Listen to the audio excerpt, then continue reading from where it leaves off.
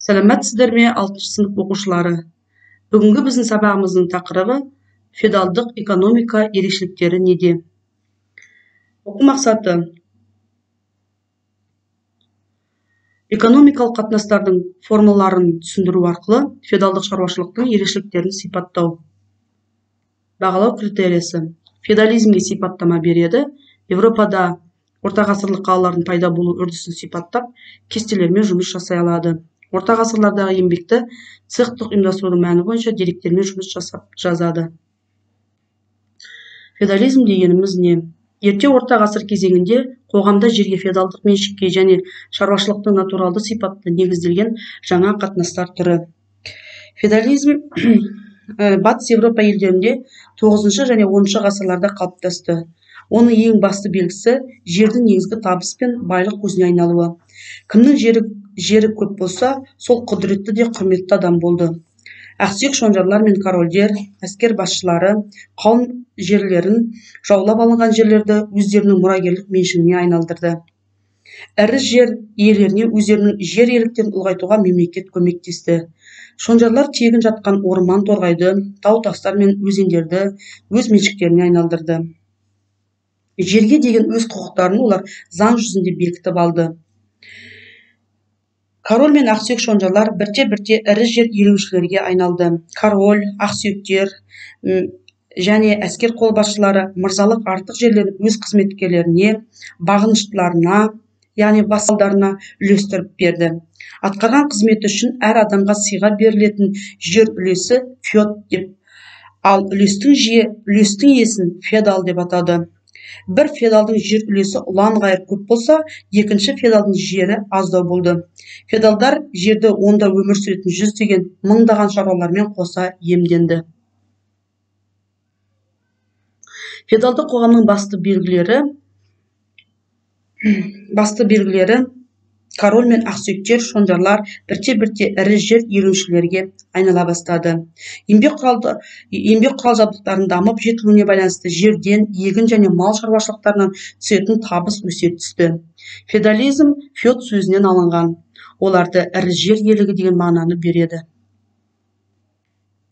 Келесі: феодалдық иелік поместье деп аталды. Бағынышты шаруалардың жұмыс жасайтын шаруашылық орны. Феодалдар өз жерлеріндегі ерікті шаруалардың еңбегіне негізделген шаруашылық құрды. Осындай шаруашылық феодалдық поместье деп аталды. Поместьедегі шаруалар жер иелеріне тікелей тәуелді еді. Кейбір шаруалардың шағын дербес шаруашылықтары да болды. Бірақ олар жерсіз күн көре алмағандықтан поместьенің иесіне тәуелділікке түсті. Феодалдар мемлекеттің көмегімен шаруаларды өздеріне кіріптарлыққа салды. Шаруалардың міндеткерліктері екіге бөлінді: барщина және оброк.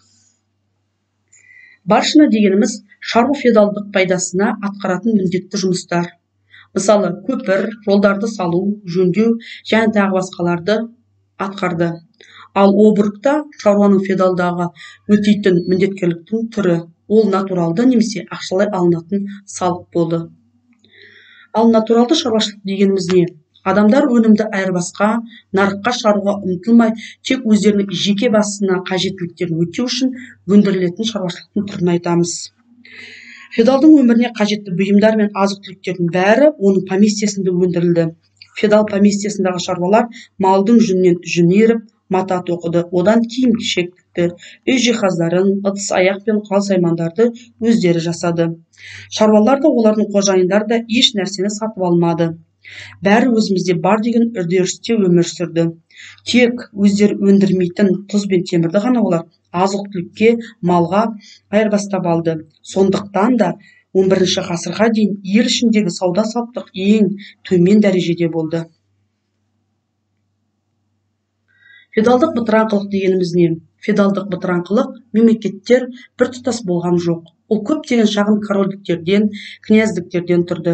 Ірі феодалдар корольге басты феодалға бағынғысы келмеді, өздері билік жүргізгісі келді.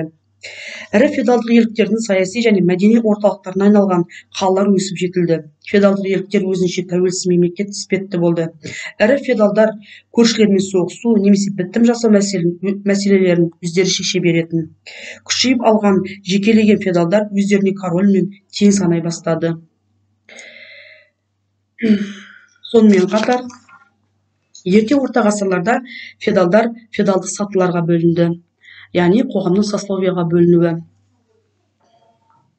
Ең жоғарғы баспалдықта басты феодал король тұрды. Ол жоғарғы сот және әскердің қолбасшысы міндеттерін атқарды. Келесі баспалдақта корольдің бағыныштылары герцогтар мен графтар болды. Герцогтар мен графтардың қол астына жүздеген деревнялар қарады.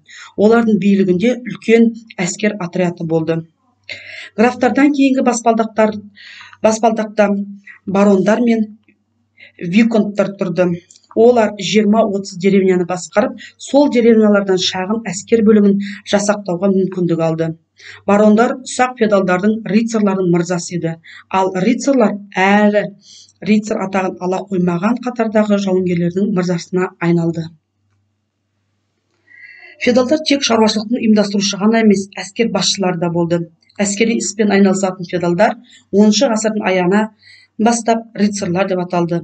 Рыцарлар болу үшін үміткердің жер үлесі, яғни феоды болу керек еді. Себебі оның тікелей өндіріске араласудан бос болуы, жер үлесінен түсіп жатқан табысының есебінен әскерді қажетті ат пен ер-тұрман, қару-жарақ пен өзі қамтамасыз ету керек болатын. Рыцарлардың басты кәсібі соғыс. Сондықтан олардың барлық тұрмысы мен әдет-ғұрпы соғыс талаптары мен соған байланысты тәртіптерге бағындырылды. Рыцар феодалдары дене күшін жоғары бағалап, өздерінің балаларының күш-қуатын қалыптастыруға көп көңіл бөлді. Олар күн сайын әскери жаттығулар жасады, әртүрлі сайыстар өткізіп тұрды. Бос уақыттарында феодалдар аң аулаумен айналысты. Рыцарлар әрі мерген, әрі палуан болуы тиіс болатындығын.